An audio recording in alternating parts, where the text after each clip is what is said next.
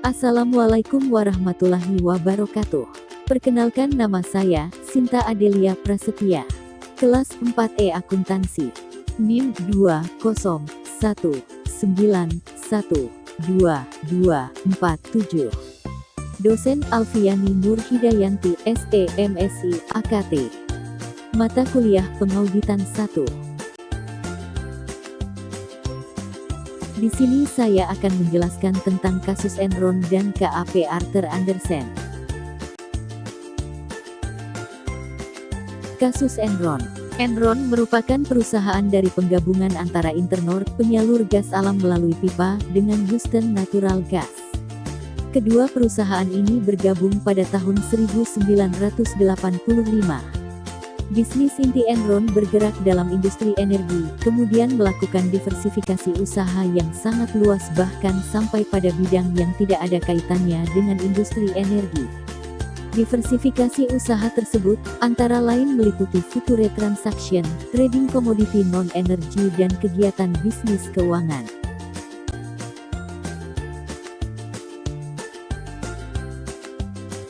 Tokoh penting. Pendiri Kenneth Lay, CEO dan CRO sementara, Stephen F. Cooper. Ketua, John J. Wright. Wakil Komisaris, Clifford Baxter.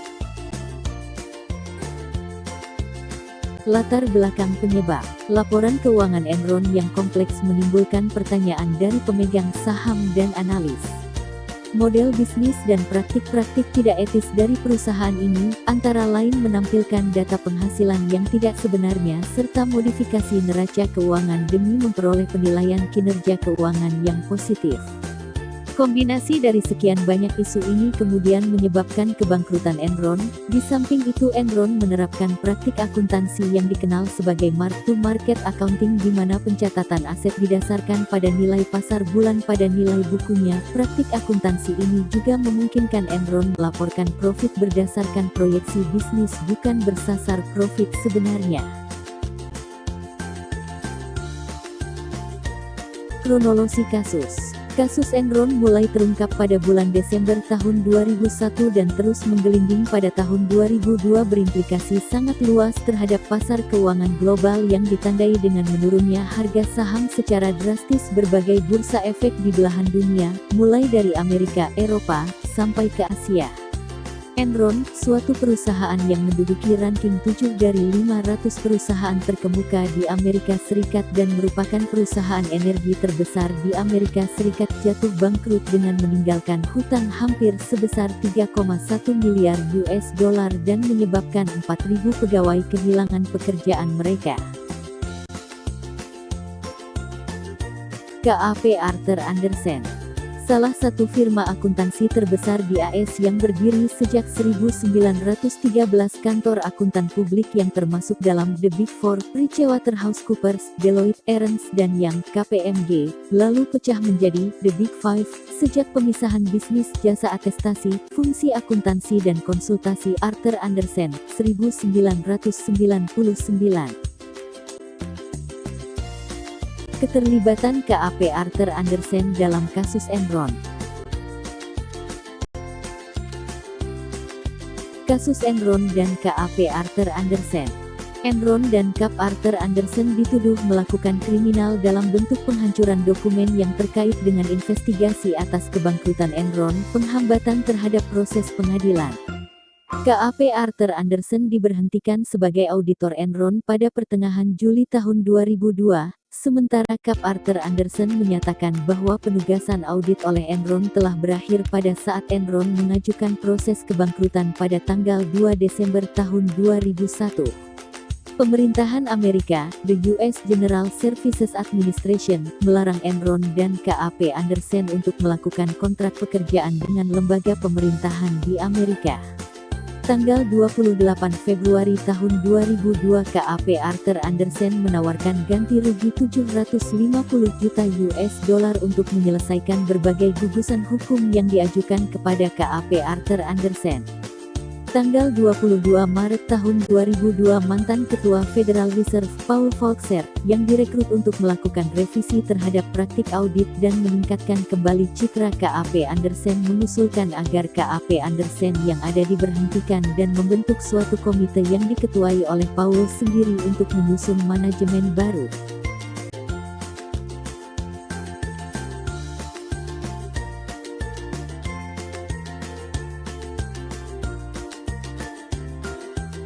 Berakhirnya kasus Enron. 1. Memberi kejelasan dan kepastian atas Dewan Pengawas Independen yang bertugas sepenuhnya untuk mengawasi pelaku pasar modal. Dewan ini akan diawasi SEC. 2. Menetapkan tanggung jawab baru terhadap komite audit dan pejabat perusahaan. 3. Menetapkan aturan dan keharusan baru untuk pelaporan perusahaan.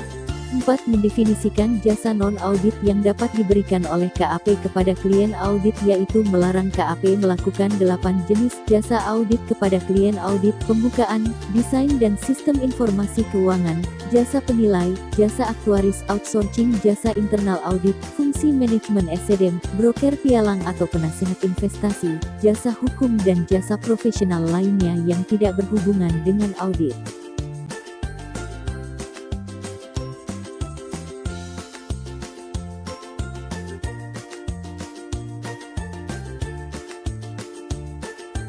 Lima, memperberat hukuman atas kecurangan yang dilakukan perusahaan. 6. Mengharuskan adanya peraturan yang mengatur benturan kepentingan. 7. Meningkatkan secara signifikan tanggung jawab dan anggaran SEC. 8. Mengizinkan pemberian jasa lainnya dengan persetujuan terlebih dahulu dari komite audit. Pembahasan masalah. Menurut teori Freud, ada 3 komponen utama yang menyebabkan orang melakukan kecurangan, manipulasi, korupsi dan sebangsanya. Perilaku tidak etis, yaitu opportunity, pressure, dan rationalization. Ketiga hal tersebut akan dapat kita hindari melalui meningkatkan moral, akhlak, etika, perilaku, dan lain sebagainya, karena kita meyakini bahwa tindakan yang bermoral akan memberikan implikasi terhadap kepercayaan publik, public trust. Praktik bisnis Enron yang menjadikannya bangkrut dan hancur serta berimplikasi negatif bagi banyak pihak yang dirugikan dari kasus ini tidak hanya investor Enron saja, tetapi terutama karyawan Enron yang menginvestasikan dana pensiunnya dalam saham perusahaan serta investor di pasar modal pada umumnya. Social impact. Miliaran dolar kekayaan investor terhapus seketika dengan meluncurnya harga saham berbagai perusahaan di Bursa Efek.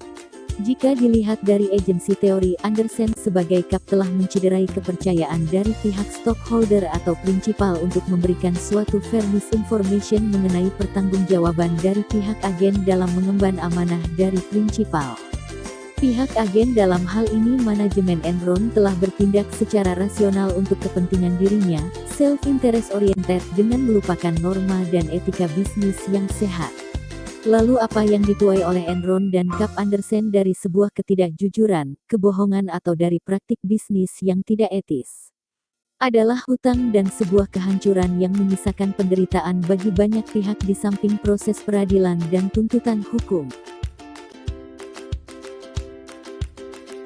Kesimpulan, Enron dan KAP Arthur Andersen sudah melanggar kode etik yang seharusnya menjadi pedoman dalam melaksanakan tugasnya dan bukan untuk dilanggar. Yang menyebabkan kebangkrutan dan keterpurukan pada perusahaan Enron adalah editor Arthur Andersen, satu dari 5 perusahaan akuntansi terbesar, yang merupakan kantor akuntan Enron. Keduanya telah bekerja sama dalam memanipulasi laporan keuangan sehingga merugikan berbagai pihak, baik pihak eksternal seperti para pemegang saham dan pihak internal yang berasal dari dalam perusahaan Enron. Enron telah melanggar etika dalam bisnis dengan tidak melakukan manipulasi-manipulasi guna menarik investor. Sedangkan Arthur Andersen yang bertindak sebagai auditor pun telah melanggar etika profesinya sebagai seorang akuntan. Arthur Andersen telah melakukan kerjasama dalam memanipulasi laporan keuangan Enron. Hal ini jelas Arthur Andersen tidak bersikap independen sebagaimana yang seharusnya sebagai seorang akuntan.